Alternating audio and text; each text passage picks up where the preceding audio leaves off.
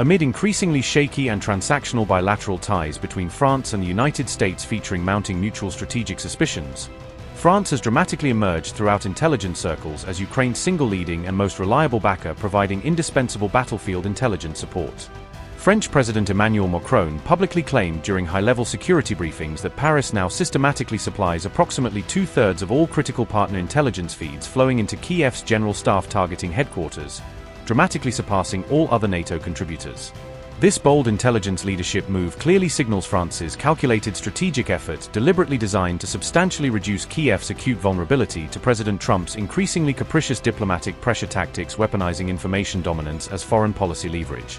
This seismic shift arrives precisely after President Trump repeatedly and aggressively wielded America's unparalleled signals intelligence sharing capabilities as ruthless negotiating leverage specifically targeted against Ukraine throughout multiple rounds of acrimonious ceasefire discussions. Trump's unilateral intelligence cutoff order issued back in March 2025 brutally exposed precisely how Kyiv's existential overdependence upon exclusive U.S. national technical means had transformed into a catastrophically dangerous single-point strategic vulnerability throughout attritional frontline operations.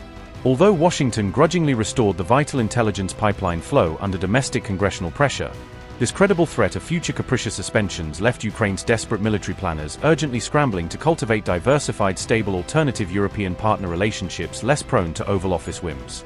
Continental Europe has strategically evolved toward viewing Trump's transactional intelligence weaponization doctrine as representing a fundamental long-term strategic risk to alliance cohesion rather than mere temporary diplomatic inconvenience demanding tactical circumvention. Battlefield intelligence remains absolutely central throughout Ukraine's entire grinding war effort, precisely guiding precision artillery target nominations, mechanized brigade troop redeployments, alongside air defense battery deployments intercepting incoming Russian missile salvos.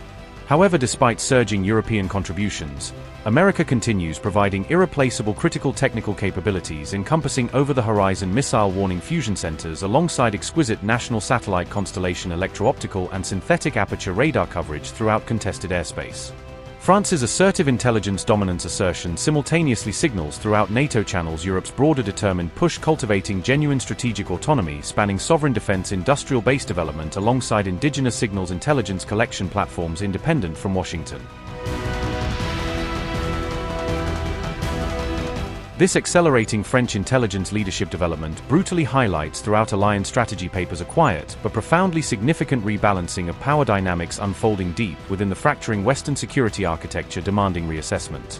This seismic realignment emerges precisely amid continental Europe's genuinely unusual changing public stance confronting Russia, featuring multiple major nations openly proposing structured diplomatic talks alongside potential ceasefire negotiations rather than demanding unconditional capitulation.